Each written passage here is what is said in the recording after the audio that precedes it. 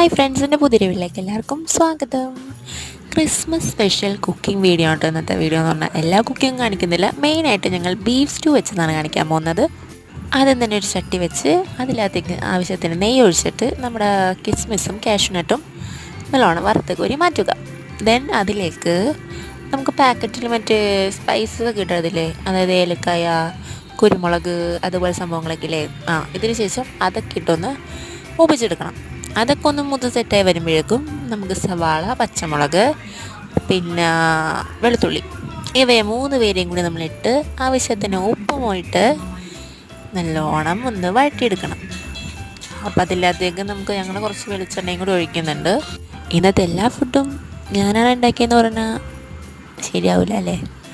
ഞാനല്ല ഉണ്ടാക്കിയത് അമ്മയാണ്. പക്ഷേ ഞാൻ പറഞ്ഞ ഫുഡാണ് ഉണ്ടായത്. എൻ്റെ ഇഷ്ടത്തിനാണെന്ന് അമ്മയെല്ലാം ഉണ്ടാക്കി തന്നത് കേട്ടോ. സോ നമ്മളതിന് ശേഷം ഉരുളക്കിഴങ്ങ് നമ്മൾ വേവിച്ചിട്ട് അരിഞ്ഞ് വെച്ചതാണ്. അത് നല്ലോണം ചേർത്ത് കൊടുത്ത് അതൊന്ന് മിക്സ് ചെയ്ത് സെറ്റാക്കിയതിന് ശേഷം നമ്മൾ തലേന്ന് ദിവസം തന്നെ വേവിച്ച് വെച്ച ബീഫും ചിക്കനൊക്കെ ഇങ്ങനെയുള്ള ദിവസങ്ങളിലൊക്കെയാണ് നമ്മൾ തലേന്ന് ദിവസം തന്നെ വേവിച്ച് വെക്കുമല്ലോ.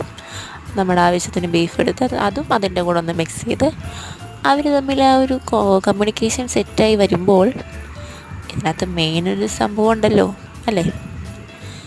അപ്പോൾ അവർ തമ്മിലൊന്ന് യോജിച്ച് കഴിയുമ്പോൾ നമ്മുടെ താരം ആരാണ്? തേങ്ങാപ്പാൽ.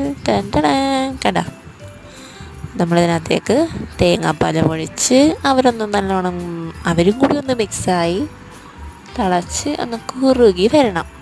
സാധാരണ അമ്മ ഇതിനകത്ത് ക്യാരറ്റ് കാര്യങ്ങളൊക്കെ ഇടാറുണ്ട്. പക്ഷേ എൻ്റെ ഇഷ്ടത്തിന് ഉണ്ടാക്കുന്നതായതുകൊണ്ട് ഞാൻ ക്യാരറ്റൊന്നും ഇങ്ങനെ ഇതിനകത്തിട്ട് കഴിക്കത്തില്ല.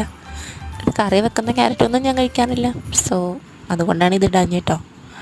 നമ്മളതിനകത്ത് കുറച്ചും കൂടി ഒന്ന് നെയ്യ് ഒഴിച്ച് പിന്നെ നമ്മൾ ആദ്യം വറുത്ത് വെച്ച കാഷ്യൂനട്ടും കിസ്മിസും ഒക്കെ ഇട്ട് നമ്മുടെ യമ്മി ആൻഡ് ടേസ്റ്റി ആയിട്ടുള്ള ബീഫ് സ്റ്റൂ റെഡി. നല്ല ടേസ്റ്റ് ഉണ്ടായിരുന്നു, ഒന്നും പറയാനുണ്ടായില്ല, സൂപ്പറായിരുന്നു.